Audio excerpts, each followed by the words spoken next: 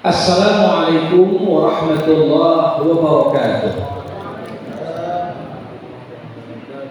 Alhamdulillahirabbil alamin wa bihi nasta'in ala umuri dunya waddin.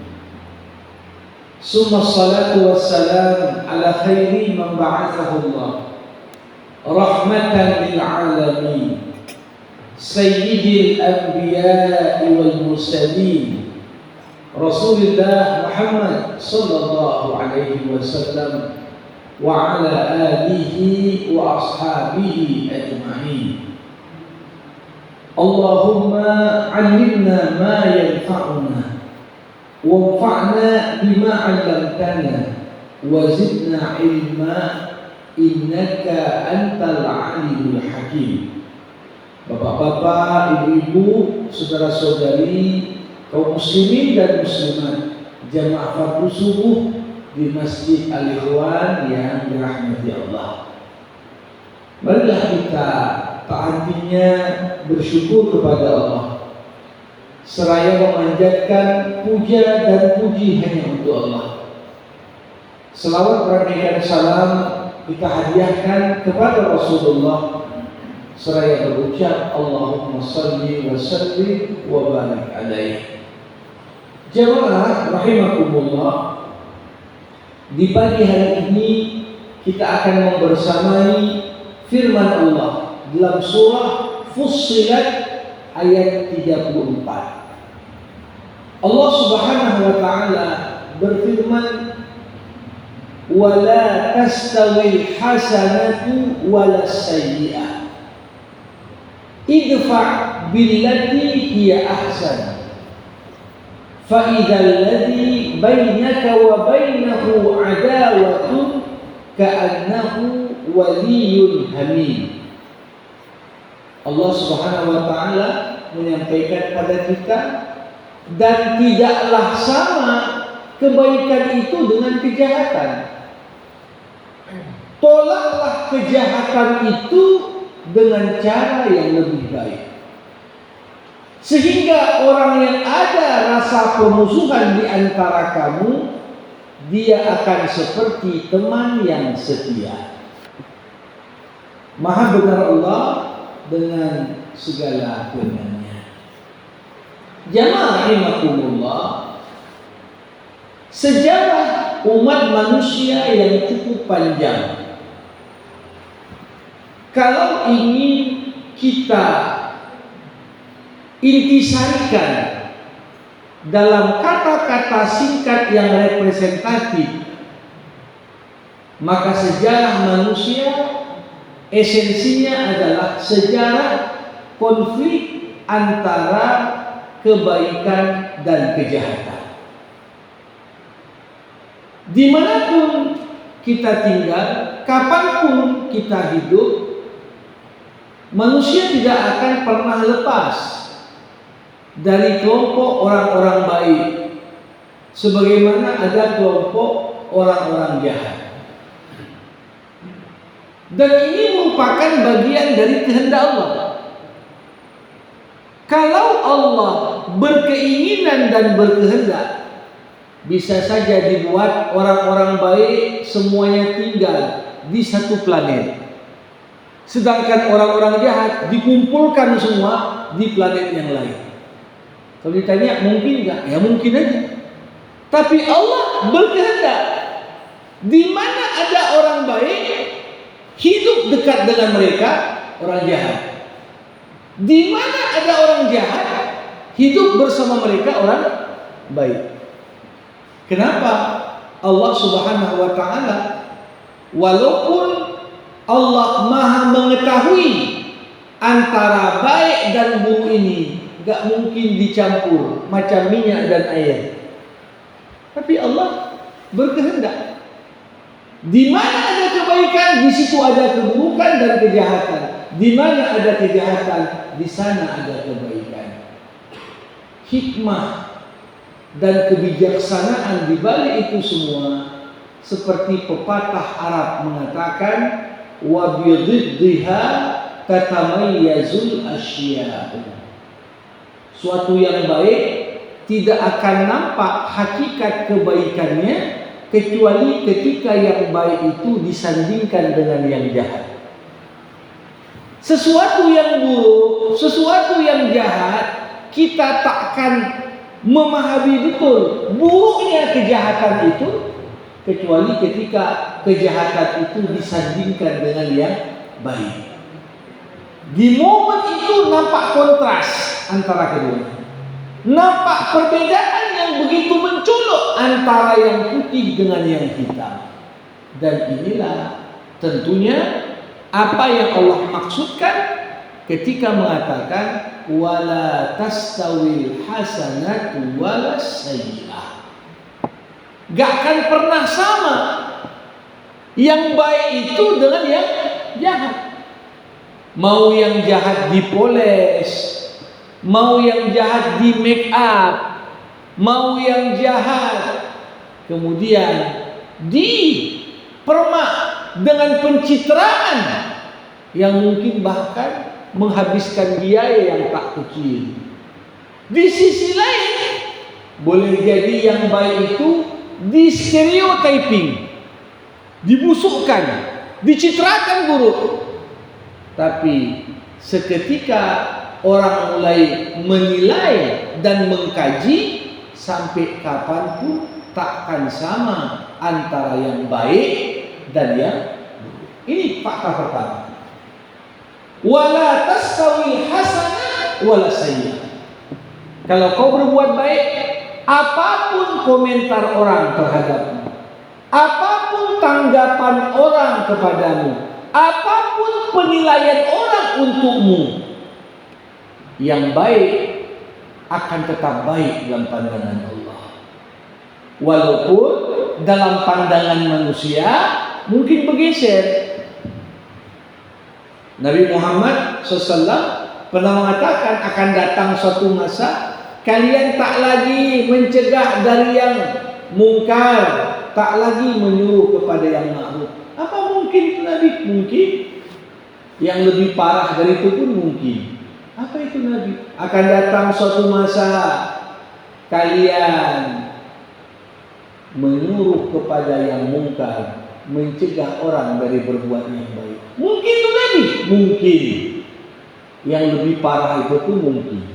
Apa itu? Akan datang suatu masa orang menganggap yang buruk itu baik dan menganggap yang baik itu buruk.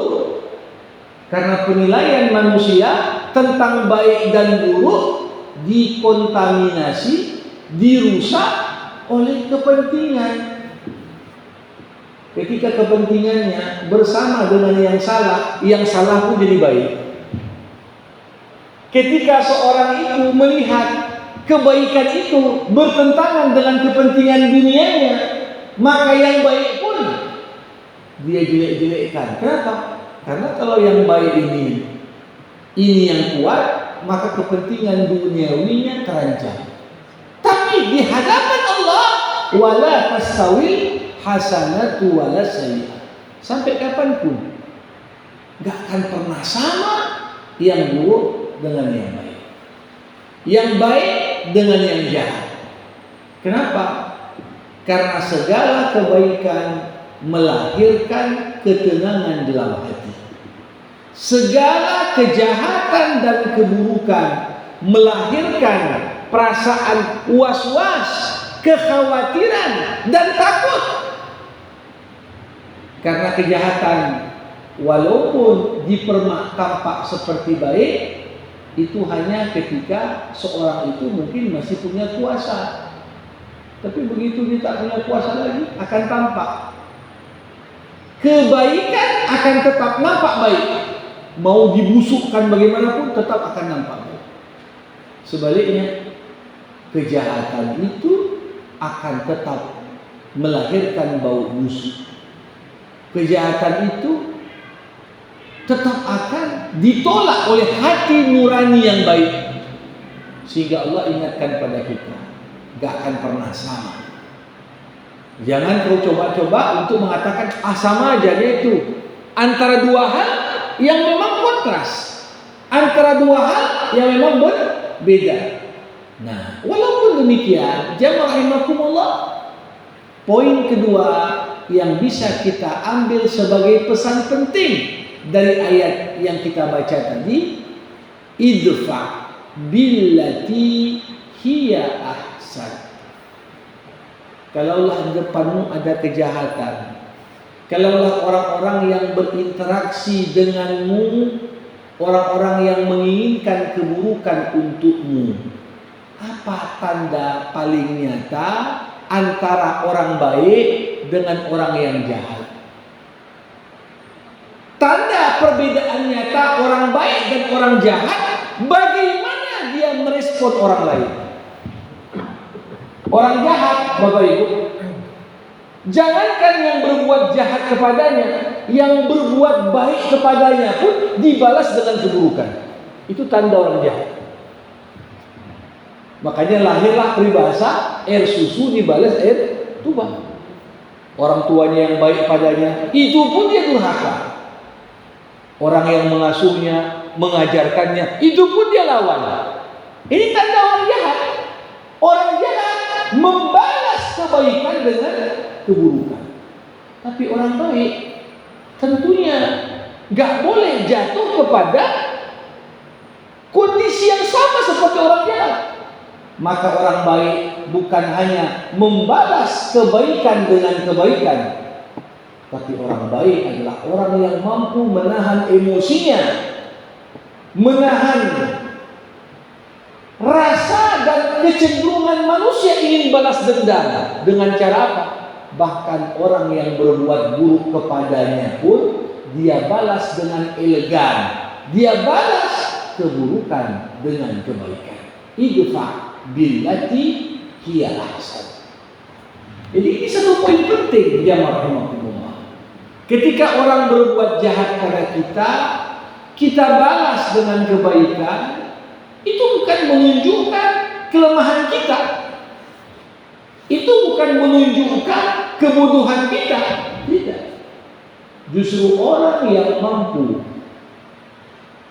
merespon keburukan dengan kebaikan, inilah sebenar-benarnya bukan hanya orang yang baik, tapi orang yang cerdas.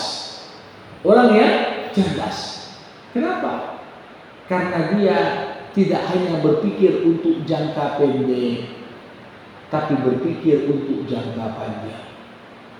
Dia bukan hanya ingin segera memuaskan keinginan yang ada pada dirinya untuk balas dendam, tapi dia melihat jauh ke depan, bahwasanya segala keburukan itu akan padam dengan sendirinya ketika kita memilih membalasnya dengan kebaikan.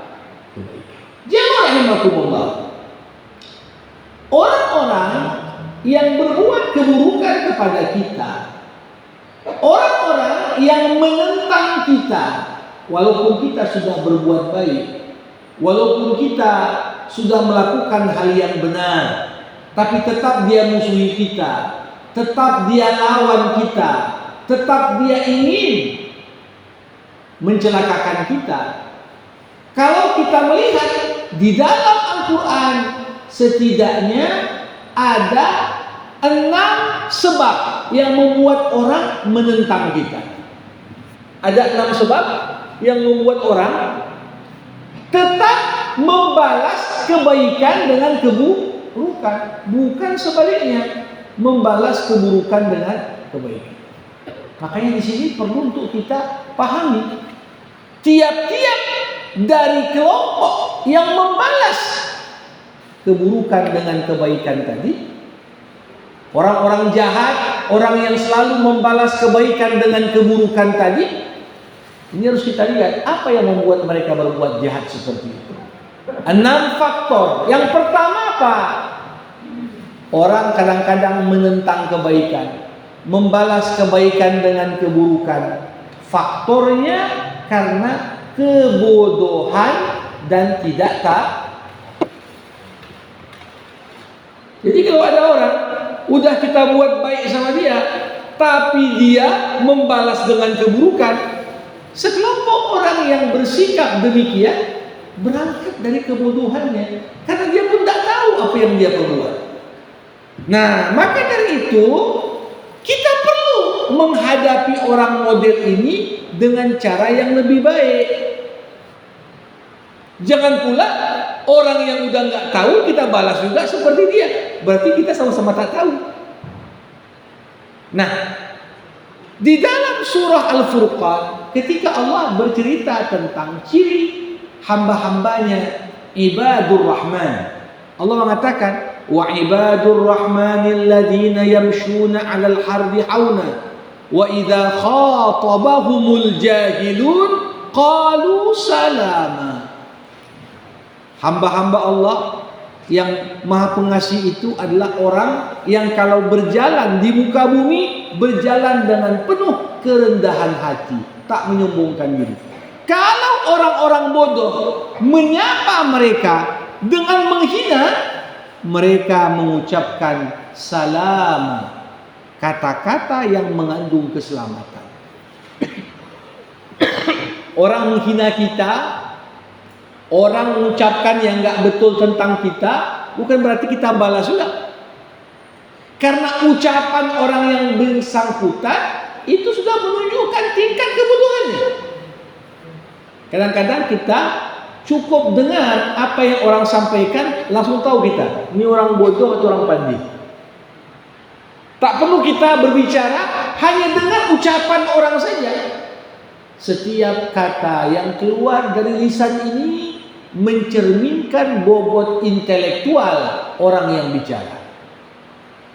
Makanya kalau ada orang bodoh, maka balaslah dengan yang lebih baik. Jangan dia mengucapkan kata-kata hina karena bodoh, kita juga balas. Berarti kita sama bodoh macam dia. Nah, kita lihat lagi. Walladzina la yashhaduna az-zur wa idza marru bil lagwi marru kirama. Orang-orang hamba Allah yang dicintai Allah tadi, mereka itu enggak mau memberikan kesaksian palsu. Dan apabila mereka bertemu dengan orang-orang yang mengerjakan perbuatan yang enggak bermanfaat, perbuatan yang sia-sia, mereka berlalu dengan menjaga kehormatan diri. Nampak ada orang duduk di majelis yang enggak ada manfaatnya, sia-sia, ngomongin apa di situ gosip, ngomongin apa di situ menggibah. Orang yang ngerti hendaklah tidak duduk dan menceburkan dirinya pada lingkungan yang salah. Gimana cara kita menolak keburukan dengan kebaikan?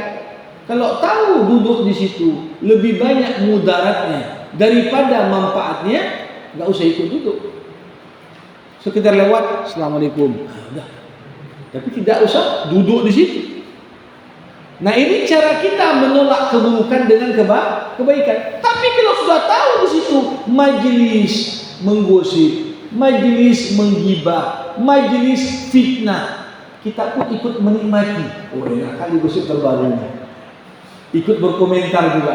Nah, berarti kita menolak keburukan dengan keburukan semisal. Karena kita pun ikut menikmati sajian yang merusak akidah, sajian yang mengotori hati kita. Jadi cara menolak dengan kebaikan orang yang bodoh, pertama, jangan kita tanggapi. Yang kedua, ya sudah, kalau tempat-tempat seperti itu silahkan kita menghindar. Itulah cara menolak keburukan dengan kebaikan. Nah, kadang-kadang faktor kedua, jamaah rahimakumullah, kenapa ada orang menentang kebaikan? Ada orang memusuhi yang baik, ada orang justru membela yang buruk. Apa sebabnya? Tak jarang sebagian orang memusuhi yang baik, membela yang jahat karena faktor keraguan-raguan yang masih ada dalam hatinya. Dia ragu yang baik itu baik, sedangkan dia yakin yang jahat itu baik. Maka ketika kita menghadapi orang yang seperti ini, Tugas kita apa? Sampaikan argumentasi yang dapat menghilangkan keraguan pada dirinya.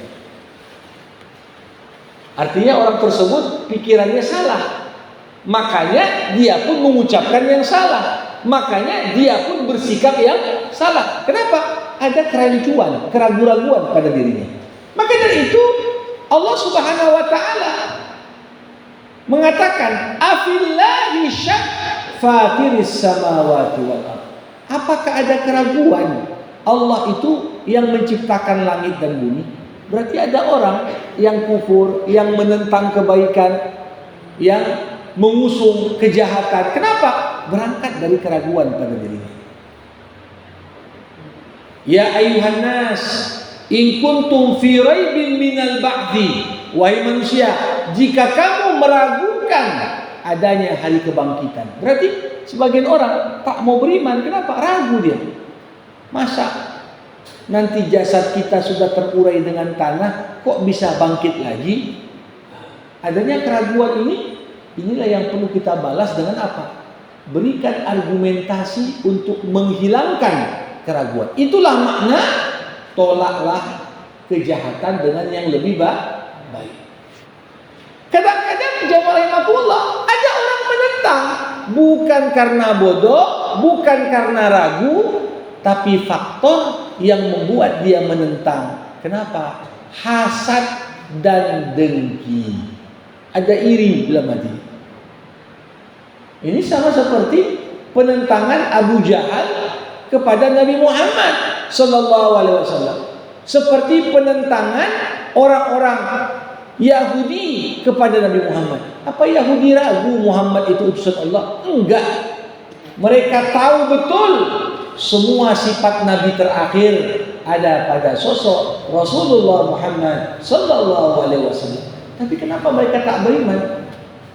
Mereka mengatakan, selama Muhammad bukan Bani Israel, maka kita tak akan beriman. Kecuali Muhammad itu keturunan Israel juga macam kita. Sama seperti Abu Jahal mengendap-endap di malam hari sekedar untuk mendengarkan Nabi Muhammad, mendengarkan Al-Quran. Coba bayangkan, berarti kan ada tarikan kuat dalam diri sosok Abu Jahal, pengen kenal Al-Quran lebih dekat. Tapi ketika ditanya orang, Abu Jahal, kau ngendap-ngendap untuk dengar Quran, kenapa kau tak masuk Islam? Dijawab oleh Abu Jahal, ya nggak mungkin lah aku masuk Islam. Kabilahku dan kabilah Muhammad itu berkompetisi dalam semua hal. Tiba-tiba kabilah Muhammad bilang, dari kami ada Nabi. Dari mana pula ku cari Nabi? Dari keluargaku. Selama Muhammad bukan keluargaku, takkan ku beriman. Nah, ini namanya apa? Menentang karena iri. Menentang karena iri. Bagaimana kita menghadapi orang yang menentang karena iri ini, Bapak Ibu? Kita lihat bagaimana Nabi Yusuf alaihissalam menghadapi saudara-saudaranya yang iri kepadanya. Yusuf tutup mata, diacuhkan saja. Dia biarkan api iri yang ada dalam hati padam dengan sendirinya, dengan tidak membalas keburukan dengan keburukan dengan keburukan. Qalu tallahi laqad atharakallahu alaina wa in kunna la khati'in. Qal la tathriba alaikumul yawm yaghfirullahu lakum. Abang-abang Yusuf mengatakan, demi Allah, sungguh Allah telah melebihkan dirimu wahai Yusuf atas kami semua. Sesungguhnya kami orang-orang yang bersalah dan berdosa. Yusuf berkata, hari ini tak ada cercaan untuk kamu, mudah-mudahan Allah mengampunimu. Nah, jadi cara terbaik untuk menghadapi orang dengki gimana? Ya sudah, jangan biarkan api kedengkian itu makin besar. Selama api kedengkian itu terus dapat bahan yang membuatnya tetap hidup, selama itu juga iri dan dengki tak akan padam. Tapi balas iri dengki orang itu dengan kebaikan supaya padam dengan sendiri. Kita lihat bagaimana pembunuhan pertama di muka bumi. 2 orang anak Adam, Qabil sang abang dan Habil sang adik. Si abang iri dengan adiknya. Adiknya lebih taat, lebih disayangi ayahnya, kurbannya diterima. Si abang yang sombong, si abang yang dengki. Akhirnya apa? Membunuh adiknya. Ketika sang abang mengancam adiknya, "Kubunuh kau." Apa kata adiknya? Adiknya dengan penuh kepasrahan mengatakan, "La in basatta ilayya yadaka litaqtulani ma ana bibasitin yadiya ilayka liaqtulak inni akhafullah rabbal alamin." Kalau kau Qabil menggerakkan tanganmu untuk membunuhku, aku tak akan gerakkan tanganku untuk membunuhmu, karena aku takut sama Allah, Tuhan semesta alam. Jadi orang yang dengki jangan kita balas dengan hal yang menambah kedengkiannya makin besar, tak akan padam. Tapi biarkan aja dia, nggak usah pedulikan. Lambat laun kedengkian itu akan padam sendirinya ketika kita sabar dan tidak memedulikan sikap orang yang mendengki. Jamaah rahimakumullah. Jadi ada orang yang menentang karena iri dengki. Ada lagi yang keempat, orang menentang kebenaran, orang memusuhi kebaikan karena apa? Karena menjaga kepentingannya. Ada yang jaga jabatannya, jaga kekayaannya, jaga supaya pendapatannya nggak berkurang. Maka di sini Al-Qur'anul Karim mengatakan, "Zarhum fi khawdihim yal'abun." Biarkan aja mereka larut dalam kesesatan. Bapak Ibu, kalau orang sudah punya kepentingan dan dia mati-matian menjaga kepentingannya, sepandai apapun kita memberikan nasihat, tetap yang punya kepentingan tak mau dengar. Ya, nggak mau dengar. Mau tausiah berapa jam, tiap hari disampaikan, nggak peduli dia. Kenapa? Kepentingan itu yang telah menguasai hati dan akalnya, pikirannya. Semuanya diarahkan bagaimana supaya kepentinganku ini aman. Makanya Allah katakan, "Zarhum fi khawdihim yal'abun." Biarkan aja mereka bermain-main dalam kesesatannya. Artinya apa? Kau tanggapi. Tolaklah keburukan dengan kebaikan. Biarkan aja mereka makin hanyut. Kemudian Allah Subhanahu wa taala mengatakan juga bahwasanya ada orang yang menentang kebaikan, memerangi kebaikan, tujuannya apa? Karena pengen merusak. Pengen merusak keimanan, merusak kualitas masyarakat. Makanya menghadapi orang yang seperti ini kita perlu tegas. Apa kata Allah?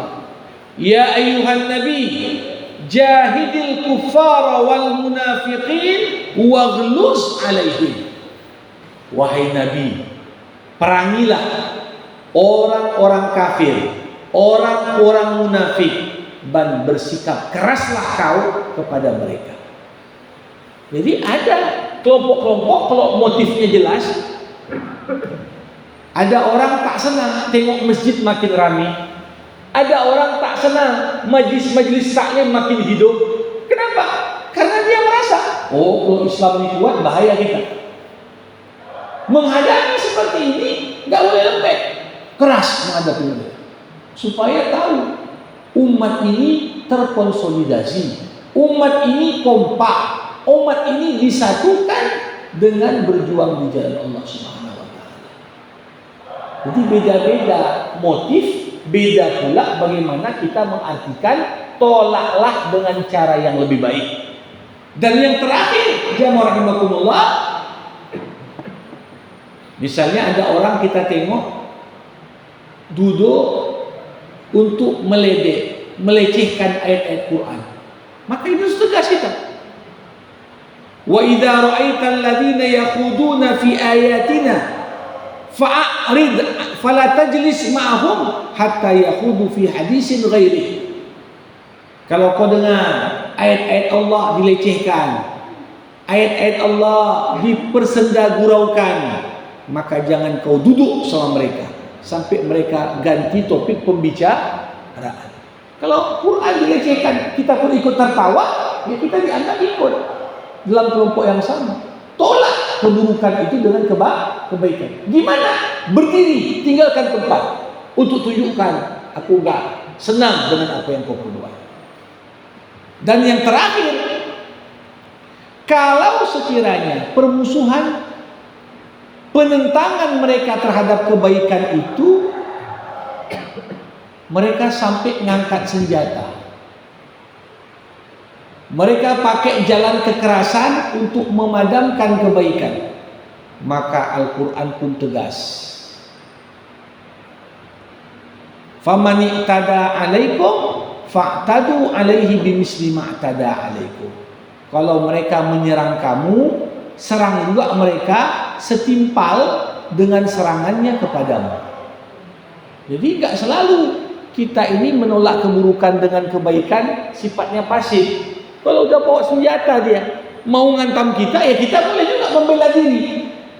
Jadi ajaran Islam enggak sama dengan ajaran agama lain. Ada agama yang mengajarkan kalau pipi kirimu ditampar, kasih pipi kanan. Islam enggak. Kalau tampar kiri, tampar balik. Supaya apa? Dia tahu enggak enak rupanya ditampar itu. Maka lahirlah konsep namanya kisos.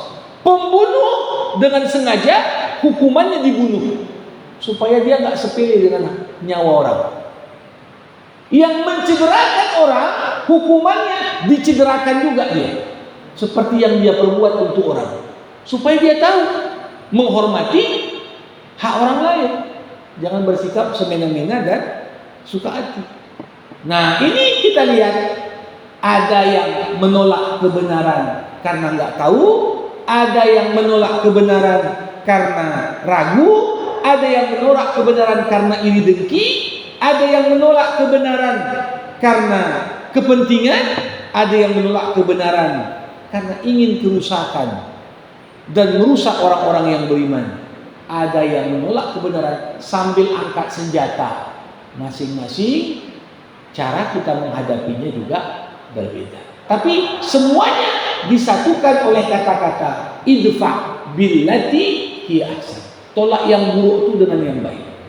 Nah, di penutup ayat ini Allah berfirman, fa idzal ladzi bainaka wa bainahu adawatun ka'annahu waliyyun hamim. Apa yang Allah inginkan? Dengan cara dan respon yang tepat, walaupun kebenaran dan keburukan, kebaikan dan kejahatan itu seperti air dan minyak, tapi ujungnya ketika kita bersikap yang tepat kepada orang yang menentang kita, kita mampu merubah permusuhan sehingga menjadikan yang bersangkutan seperti orang teman yang paling setia. Coba lihat bagaimana Nabi memperlakukan Umar bin Khattab. Dulu Umar itu termasuk musuh yang paling berat dihadapi Nabi. Tapi ketika Nabi bersikap yang tepat kepada Umar, Umar berubah menjadi tangan kanan Rasulullah. Kalau kita lihat dulu Abu Sufyan sebagai pemimpin Mekah, gimana getolnya untuk menghalangi Islam. Tapi bagaimana respon Nabi yang tepat, sehingga di akhir hayatnya Abu Sufyan masuk Islam, bahkan baik Islamnya, lahir keturunan-keturunan yang bahkan menjadi pejuang Islam. Muawiyah, ini anak Abu Sufyan, ya. Nah, ini kalau kita lihat sikap yang tepat. Maka dari itu tidak ada permusuhan yang abadi, Bapak. Satu-satunya permusuhan yang abadi, permusuhan manusia dengan iblis. Itulah permusuhan abadi. Permusuhan abadi, musuhan manusia antara iblis. Makanya nggak ada satupun ayat dalam Quran nyuruh kita maafkan iblis. Nggak ada. Bahkan Quran mengatakan, ketahuilah setan itu musuh bagimu, perlakukan dia sebagai musuh. Artinya apa? Inilah permusuhan yang nggak mungkin kendor sampai hari kiamat. Tapi kepada orang kafir sekalipun, kalau kita menyikapi permusuhannya dengan tepat, boleh jadi orang kafir itu dapat hidayah lewat perantara kita. Mau dia kafir, mau dia munafik, mau dia iri dengki sama mukmin, bisa kita balas keburukan dengan kebaikan yang pada akhirnya membuat dia berubah dari musuh menjadi teman dekat. Ya, nah, jadi ini seni bergaul, dan Rasulullah SAW adalah contoh terbaik bagaimana menyikapi permusuhan orang sehingga permusuhan itu bisa dirubah menjadi persahabatan dan pembelaan luar biasa. Berapa banyak mantan musuh Nabi berubah menjadi sahabat yang paling getol bela Nabi. Kenapa? Karena Nabi tahu membalas keburukan dengan kebaikan. Demikian saya kira pengantar untuk ayat yang cukup menarik ini, bisa kita kaitkan dengan banyak sekali aspek dalam kehidupan kita. Semoga bermanfaat. Sebelum saya tutup dengan doa, kita buka diskusi dan tanya jawab. Pada Bapak Ibu, saya persilakan. Waalaikumsalam.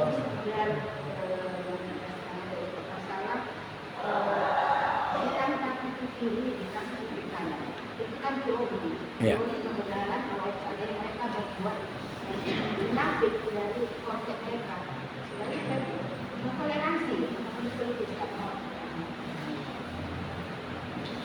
Ya, ungkapan kalau ada yang menampar pipi kirimu, kasih pipi kananmu, itu kan bagian dari doktrin dalam ajaran gereja. Ingin digambarkan seakan-akan kami ini agama kasih sayang, kami ini agama yang tidak mendukung, mensupport kekerasan. Tapi sebenarnya kalau dikaji lebih lanjut, ini bukan menunjukkan kasih sayang. Kalau ada orang suka nampar, kita biarin dia, bahkan kita fasilitasi tampar sebelah lagi biar lengkap. Ini bukan mengingatkan dia akan kejahatannya, tapi justru membuat dia makin semena-mena. Nah, jadi kalau kita melihat, apakah yang demikian itu konsep toleransi? Enggak. Toleransi itu bukan berarti membiarkan orang jahat makin semena-mena dengan kejahatannya. Enggak. Coba bayangkan, dalam Islam, walaupun kita tidak beriman kepada semua yang disembah di agama-agama lain, tapi Allah mengatakan, la tasubbul ladina yad'una min dunillah fayasubbullah adwan bighairi ilmin. Jangan kau hina Tuhan-Tuhan dalam agama lain yang disembah selain Allah, karena kalau kau memulai mengejek Tuhan mereka, mereka balas mengejek Tuhanmu. Makna toleransi adalah ketika kita membiarkan orang yang menganggap perbuatannya itu benar dilakukan, walaupun kita tak meyakini kebenaran perbuatannya itu. Nah, dengan usaha kita. Jadi kalau nampak dia merasa dirinya benar, kita biarkan, itu mungkin dianggapnya toleransi, tapi menjerumuskan. Kalau ada orang sesat, kita biarkan sesat, ini memang menjerumuskan. Nah, jadi nampak seperti kasih sayang, gak cukuplah ditampar kiri, dikasih lagi kanan. Tapi akhirnya orang yang bersangkutan akan jadi tukang tampar. Ya, gak ada yang ingatkan dia. Dalam Islam gak. kalau kau diserang, balas lagi serangan. Bahkan membela diri itu tak termasuk kriminal. Dalam fikih, kalau ada pencuri masuk rumah untuk mengambil harta kita, kita terbunuh dalam konteks mempertahankan harta kita, itu termasuk orang yang mati syahid. Kita terbunuh gara-gara menyelamatkan keluarga kita, kita dianggap mati syahid. Jadi bukan berarti udahlah dia masuk dikasih aja lah, dengan alasan toleransi. Ya, ini sama seperti konteks di Palestina.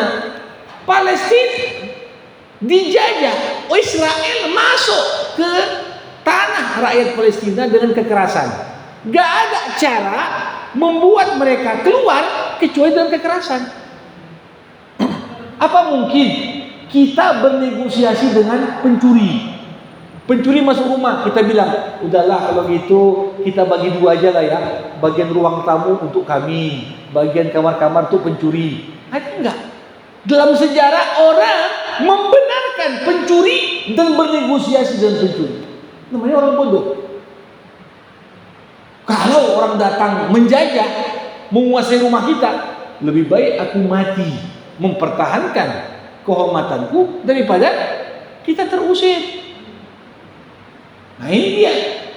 Jadi termasuk ini juga bagaimana kita menyikapi keburukan dengan kebaikan. Ya. Silakan yang lain. Alhamdulillah. Ya, silakan. Mau nanya tadi Ustaz. Ya. Tadi sudah diterangkan, tapi saya sambung Ustaz. Makasih banyak atas atas waktunya. Assalamualaikum warahmatullahi wabarakatuh. Waalaikumsalam.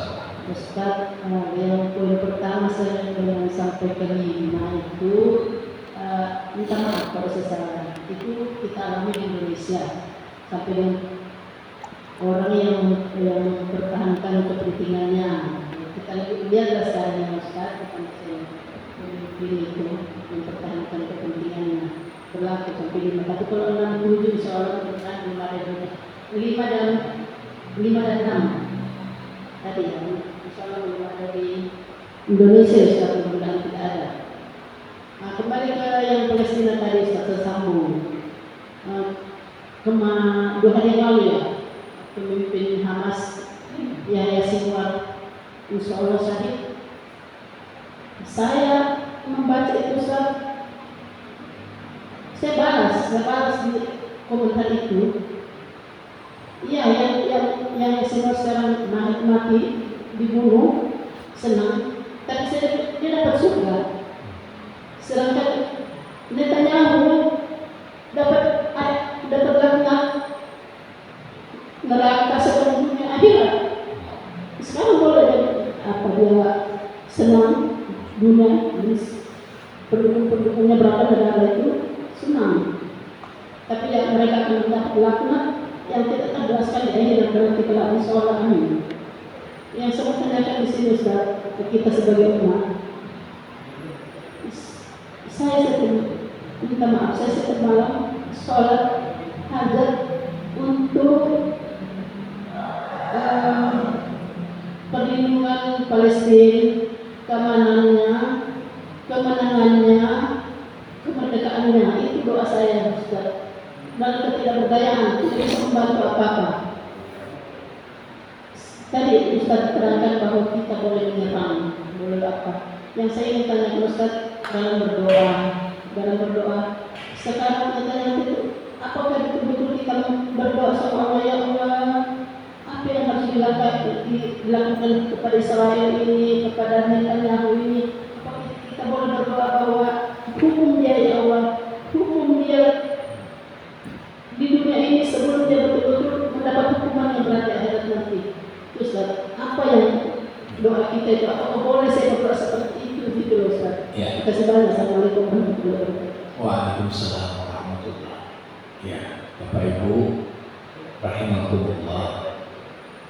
Tanda keimanan pada diri kita adalah kepedulian kita kepada sesama saudara kita.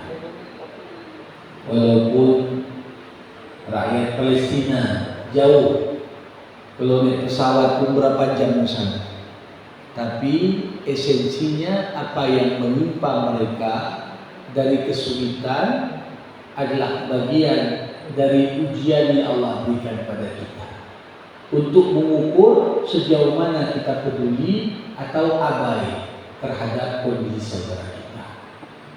Senjata orang-orang yang beriman yang paling kuat adalah doa.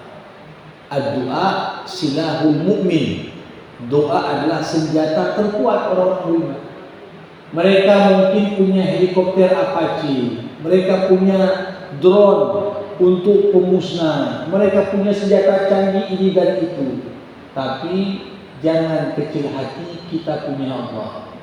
Dan Allah bersama dengan hambanya selama hambanya tak berhenti berdoa. Pertanyaannya, boleh tak kalau kita doakan kebaikan untuk saudara kita di Palestina sambil kita doakan juga keburukan untuk musuh Allah, Israel dan para tentaranya? Jawabannya boleh.